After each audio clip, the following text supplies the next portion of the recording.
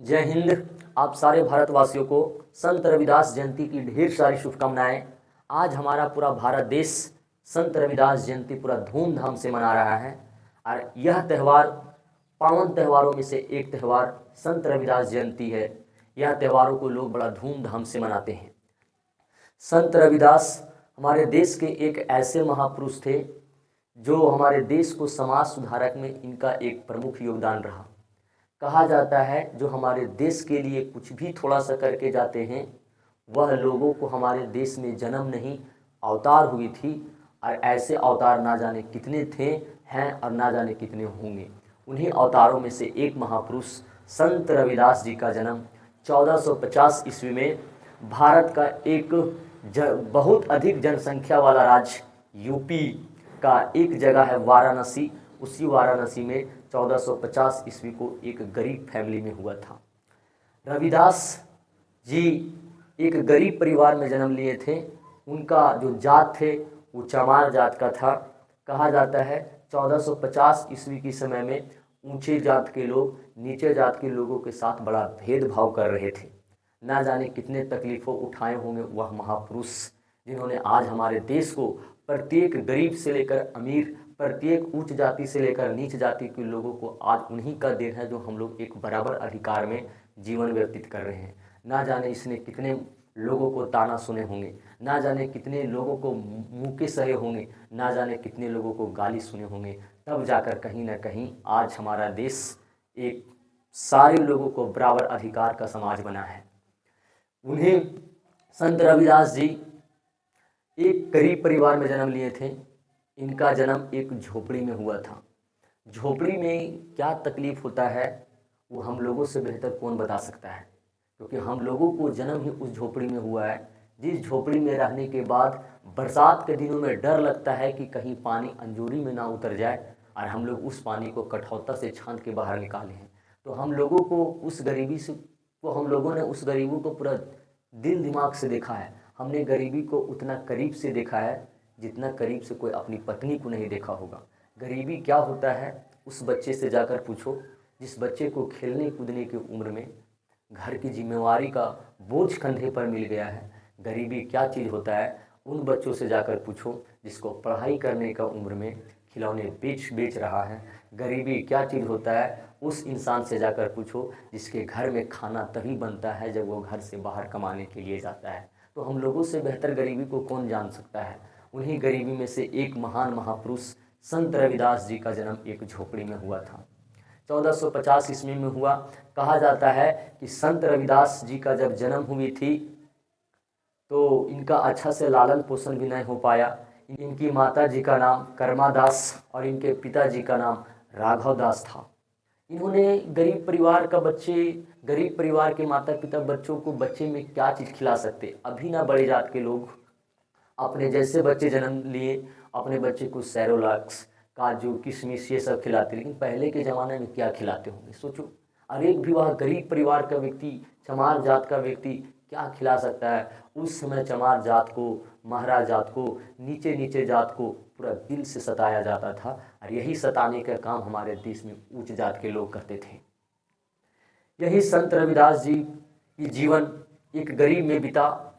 इन्होंने मूर्ति का काम करते थे। आप उसी तरह से समझ सकते हैं जिस तरह से पूरे भारत देश में जो जात के लोग होते हैं प्रत्येक जात का अपना कुछ ना कुछ एक प्रमुख काम होता है। जैसे प्रजापति लोगों को जिस तरह से प्रमुख काम मिट्टी से बर्तनों बनाना है, यादव जी का काम जानवरों से दूध निकालना है, उसी तरह से चमार जात का लोगों को प्रमुख काम फटे जूतों को सिलाई करना है, फटे जूते को सिलाई कर पॉलिश करना है। कितना कमाता होगा वह इंसान इससे। हम अभी लिख के बताते हैं कि अभी आप और हम अगर फटे जूते को सिलाई करके अगर चाहेंगे कि बड़ा आदमी बन जाए तो कभी नहीं बड़ा आदमी बन सकते हैं। इसके लिए लातों दिन एक कर देना पड़ेगा। यह इंसान कैसा जीता होगा अपने उस ज़माने में, जो बड़े लोग को ताना भी सुने होंगे, घर में खाना भी नहीं मिला होगा, क्या बीता होगा उस इंसान के ऊपर। गहराई से सोचिए। सबसे अच्छा इंसान हमको इस संसार में वही लगता है जो किसी दूसरे इंसान को तकलीफ़ को बिना बताए समझ जाता है। इससे बढ़िया इंसान क्या हो सकती है इस संसार में। बच्चे, ये जो संत रविदास जी हैं, इनको ईश्वर से पूर्ण विश्वास था कि ईश्वर से मिलने के लिए हमको ना कोई मंदिर जाना पड़ेगा, ना कोई मस्जिद जाना पड़ेगा, ना कोई शिवाला जाना पड़ेगा, ना हमको कहीं जाना पड़ेगा। हमको ईश्वर से मिलने के लिए सिर्फ हमारे कर्म के ऊपर भरोसा करना पड़ेगा। हमारे कर्म जब अच्छा रहेगा तो हमको ईश्वर अपने आप मिल जाएंगे।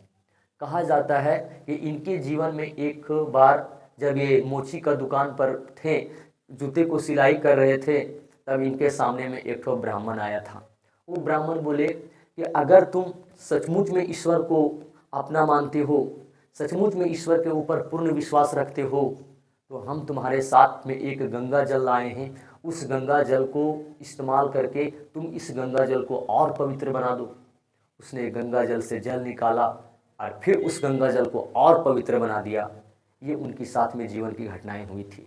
एक बार फिर से एक ब्राह्मण आए और वो बोले, अगर आप मूर्तियों के ऊपर, पत्थरों की मूर्तियों के ऊपर विश्वास रखते हो, तो आप जिस मूर्ति के सामने, पत्थर की मूर्ति के सामने आप जो माथा टेक के रखे हुए हैं, उस मूर्ति में तुम ये बोल के दिखवा दो कि मैं यहाँ भगवान उपस्थित हूँ। कहा जाता है संत रविदास जी ने अपने मन को मग्न किया, पत्थर के सामने अपने माथे को टेका और उनसे बोले पत्थर के सामने कि अगर सचमुच में आप ईश्वर हैं तो आप बोल के बताइए कि मैं यहाँ हूँ। सचमुच में कहा जाता है कि उस पत्थर की मूर्ति से आवाज़ आई थी कि मैं यहाँ हूँ। वाह रे भैया, क्या लीला है उस समय उन लोगों को। उसने बोले कि अगर आपका दिल साफ है, दिमाग साफ है, तो आपको ना मंदिर कहीं ना कहीं नहीं जाने की ज़रूरत है। बस आप घर में पवित्र रहें, दिमाग को शुद्धिकरण करके रखें, आपके साथ में ईश्वर हमेशा है।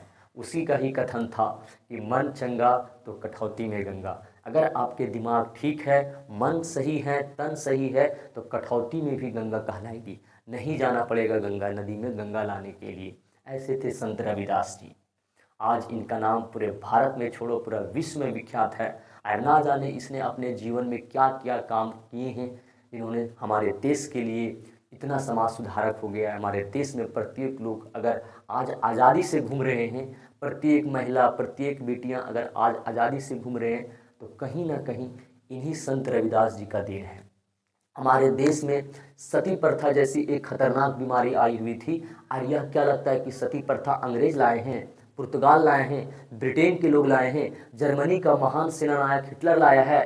कोई नहीं लाया है। यह सती प्रथा हमारे देश के उच्च जाति के लोग लाए हैं। और यह सती प्रथा में क्या होता था कि एक स्त्री जब किसी पुरुष के साथ विवाह करके जाती थी और उसका हस्बैंड जब मर जाता था, तो उसके मरे हुए चीते पर जिंदा स्त्री को जला दिया जाता था। वाह रे भैया, यही है सती प्रथा। ऐसी ऐसी कांड हमारी बहन बेटियां, हमारी माँ बहन के साथ बड़े जात के लोग किए हैं, जो अगर हम आपको दिल से खुल के सुना देंगे तो खून खोल जाएगा, उन लोगों के ऊपर खून खोल जाएगा कि जितना तकलीफ तो अंग्रेज लोग नहीं दिए हैं हमारे देश में, उतना तकलीफ तो हमारे देश के उस समय बड़े बड़े जात के लोग दिए हैं। बोलते हैं कि दिल की तकलीफ तो अपने लोग ही देते हैं, वरना गैरों को पता कहाँ है कि दिल दुखता कैसे है। ना जाने कितना टॉर्चर सही होंगे संत रविदास जी। और आज हमारे देश में सती प्रथा जैसी कानून को दूर हटा दिए और दबदबा उन्हीं का रहा जिसके अंदर अधिकार रहा। अब वो राजा का बेटा राजा नहीं बनेगा, राजा का पद वही हासिल करेगा जो उस लायक रहेगा। हमारे देश में मूला कर्म जैसी टैक्स आया था, और यह मूला कर्म टैक्स जैसे लाने का काम हमारे देश में बड़े बड़े जात के लोग किए थे। अब बड़े बड़े जात में आप भी समझ सकते हैं, भूरा बाल लोग बड़े बड़े जात में आते थे। हमारे देश में मूला कर्म टैक्स लाई हुई थी। मूला कर्म टैक्स क्या होता है कि महिलाओं को उस टाइम अपनी स्तन को बिना ढके रहना था। अब सोचो, मेरी माँ बहन का स्तन ढके नहीं रहेंगे तो फिर ये हमारे देश की संस्कृति क्या है? हमारी भारत की संस्कृति तो बचा के रखी हुई है हमारी देश की बहन बेटियां, लड़कियां लोग। अरे गरीब की लड़कियां इतनी संस्कृति फुल होती है कि दुपट्टा फटा ही सही लेकिन रहता हमेशा सर पर है। और यही गांव देहात की लड़कियां हैं जो हमारे देश की मान संस्कृति बचा कर रखी हुई है। और हमारे देश में उच्च जाति के लोग मूला कर्म टैक्स लाएंगे, सती प्रथा लाएंगे। वाह रे भैया वाह, मूला कर्म टैक्स में हमारे देश में बहन बेटियों को स्तन बिना ढक के चलना था। और इसमें टैक्स देना पड़ता था कि जिस बहन बेटियों को स्तन अगर बड़ा है तो उसको काट कर हटा दो, और नहीं हटाओगे तो तुम्हें जिंदा जला दिया जाओगे। वाह रे भैया वाह, फिर वही बात, ये तकलीफ़ अंग्रेज दिए हैं, ये तकलीफ़ ब्रिटेन के लोग दिए हैं, ये तकलीफ़ इंग्लैंड के लोग दिए हैं, ये तकलीफ़ जर्मनी के लोग दिए हैं, ये तकलीफ़ अमेरिका वाले दिए हैं, ये तकलीफ़ चीन वाले दिए हैं। नहीं, ये तकलीफ़ दिए कौन है? तो हमारे देश के उच्च जाति के लोग दिए हैं। ये है हमारी संत रविदास जी के जीवन की प्रमुख घटनाएं। सोचो, इतना महान व्यक्ति हमारे देश में जन्म ले लिए, और इनका जन्म यूपी में हुआ था, बनारस में, काशी में। वहीं यूपी एक जगह है झांसी, और वहीं झांसी में हमारे देश के एक और वीर महिला की जन्म हुई थी, जिसका नाम था झांसी की रानी। ना जाने यूपी कितने महापुरुषों को ऐसे जन्म दिए हैं, ऐसे ऐसे विख्यात महापुरुष जन्म लिए हैं, जिन्होंने हमारे देश के लिए, हमारे देश की भारत माँ की झंडा को परचम लहरा कर दिखाए थे। यह वही झांसी की रानी थी जिन्होंने हजारों अंग्रेजों को दांत खट्टा करके रखी हुई थी। ऐसे ऐसे महापुरुष को जन्म अगर हुआ है तो यूपी से हुआ है। इन्होंने गरीबी के ऊपर एक बात बोली थी कि जब जब किसी भी लोगों को अपने से महसूस हो जाए कि हम बहुत ज़्यादा गरीब हैं या फिर बहुत ज़्यादा अमीर हैं, तो इन दोनों बातों के बीच में एक मेरा कॉमन बात याद रखना कि कुछ दिनों की बात है, फिर यह समय चला जाएगा। अभी के समय में संत रविदास जी से हम लोगों को बहुत कुछ सीखने की बात होती है। यही तो बोले थे संत रविदास जी कि अगर आपके जीवन में बहुत ज़्यादा तकलीफ़ हो रही है, बहुत ज़्यादा परेशानियां हो रही है, बहुत ज़्यादा गरीबी से आप झेल रहे हैं, ऊपर वाले आपको कंधे की मजबूती बनाना चाह रहा है, और आप उस कंधे को दूर हटा के ले जा रहे हैं। नहीं, कभी नहीं करना। अगर ऊपर वाले अगर आपको ज़्यादा तकलीफ़ दे रहे तो समझिएगा कि ऊपर वाले आपको जिताना चाह रहा है, क्योंकि एक मैदान में, युद्ध का मैदान में, जिस घोड़ा को रफ्तार चलाना पड़ता है, उस घोड़े को लगाम को खींच लिया जाता है, उसको ज़्यादा चाबुक मार दिया जाता है। क्यों? ताकि वह तेज़ी से जाए और अपने मंजिल सबसे पहला रास्ता में प्राप्त करे। तो ये अगर किसी स्टूडेंट के ऊपर तकलीफ़ हो रही है, गरीब का घर में खाना अच्छे से नहीं बन पा रहा है, नहीं मिल पा रहा है, तो आप घबराइएगा नहीं। आप वही इंसान हैं जिसने झांसी की रानी करके दिखाई थी। आप वही इंसान हैं जो एपीजे अब्दुल कलाम करके दिखाए थे। कौन जानता था हमारे देश में कि अखबार बेचने वाला इंसान हमारे देश को परमाणु बम बना देगा? कौन जानता था कि हमारे देश में जिन्हें क्लास से बाहर बैठने के लिए पढ़ने नहीं दिया जाता था, वो हमारे देश में 36 डिग्रियां हासिल प्राप्त करके हमारे देश के संविधान जैसे महान किताब को लिख देगा। और यही महान किताब, संविधान को पढ़ के लोग बोलते हैं कि हम बहुत बड़ा वकील हैं और बहुत बड़ा जज है। वाह रे भैया वाह, कौन जानता था कि जर्मनी में जाकर हमारे देश के सैनिकों को सुभाष चंद्र बोस जी छुड़वा लेंगे और अपने आप में नेताजी के उपाधि हासिल कर लेंगे। कौन जानता था बच्चे कि चाय बेचने वाला इंसान आज हमारे देश के कर्मठशील प्रधानमंत्री बन जाएगा? कोई नहीं जानता था। अर्थात इसका मतलब हर एक स्टूडेंट अपने आप में उसके अंदर एक बाती है, उस बाती को जलाने की सोचिए पहले। और जलेगा कब? जब आप मेहनत कीजिएगा तब, क्योंकि मेहनत से जो कभी परिचित नहीं हुआ, इतिहास गवाह है कि इतिहास में कभी चर्चित नहीं हुआ। और अपने अंदर से स्टूडेंट लोग दुख दिखाते हैं कि हमको ये दुख है, ये है सर, वो है सर, नहीं हो पाएगा सर। कभी नहीं। सिकंदर भी चाहता तो शुरू में हार के चला जाता, लेकिन वो हारा नहीं, हमारे देश में आया और यहाँ की राजाओं से लड़ा। और उसी से तो सीख मिलती है कि ये दुख, ये दर्द, ये सब तेरे अंदर है। तो बनाए इस पिंजरे के बाहर निकाल के तो तू झांक, तू अपने आप में एक सिकंदर है। अपने अंदर की वह बाती को देखिए जो आपके अंदर वह बाती छिपा हुआ है। वह बाती को उठाइए, जगाइए। और जगाने के लिए चाहिए एक तो चिंगारी, और चिंगारी का काम आपका मेहनत करेगा। मेहनत कीजिए, बिना मेहनत से कुछ नहीं होने वाला है। कभी किसी को ऊपर गलत सोच ना रखें, किसी गरीब को मजाक ना उड़ाएं, क्योंकि गरीबी बहुत रुलाती है। जितना इश्क मोहब्बत नहीं रुलाती है, उससे ज़्यादा तो गरीबी रुलाती है। क्योंकि गरीबी जिस घर में प्रवेश करती है, उस घर की खिड़की से अमीरी भाग जाती है। इसलिए गरीब का कभी ना मजाक उड़ाएं। कभी किसी को दुख के समय में उसका हेल्प करने के प्रयास करें। अरे क्या, संत रविदास जी से तो हम लोग को बहुत कुछ सीखने का मौका मिलता है। यह इंसान ईश्वर के समान थे, ईश्वर के समान थे यह इंसान। कोई किसी से मतलब नहीं। जब जब दुख हुआ इनके अंदर, इसने अकेले में रहने का प्रयास किया, और अकेले में रहा, सारा दुख खत्म हो गया, सारा दुख खत्म हो गया। क्या टेंशन था? कभी टेंशन नहीं होता। और जब आप बड़े आदमी अगर हैं तो आप किसी गरीब के घर में जाइए, उनके घरों में देखिए कैसे कैसे वह अपने जीवन को बिताते हैं, किस तरह से खाना खाते हैं, कैसे अपने परिवार को चलाते हैं। जब जब आपको मौका मिले, छोटे छोटे जाति के यहाँ जाइए, महारा के यहाँ जाइए, चमार के यहाँ जाइए, सारे लोगों को यहाँ जाइए और देखिए कि उन लोगों ने किस तरह से जीवन बिताते हैं। अगर ऊपर वाले आपके साथ बहुत कुछ दिया है तो ये खुश मत होइए कि मेरा ही पास सब कुछ है। आने वाला समय में आपके पास से भी वो चीज़ छीन लिया जाओगे, क्योंकि ऊपर वाले उसी को झोली भरता है जिसके पास झोली से कुछ देने की क्षमता होता है। और वैसा झोली में काहे डालेगा ऊपर वाला? जिस झोली में डाल रहे हैं वो अपने आप में रख लिया नहीं। इसलिए गरीबों को मदद कीजिए, चमारों के यहाँ जाइए, भूइयाँ के यहाँ जाइए और उनके घर में कैसे जीवन बिताते हैं वो जाकर देखिए। इतना आनंद आएगा कि लगेगा कि हम लोग जी किसके लिए रहे। लाखों रुपया की कोई अहमियत नहीं होती थी जब स्कूल जाते समय मम्मी घर से 1 रुपया दिया करती थी।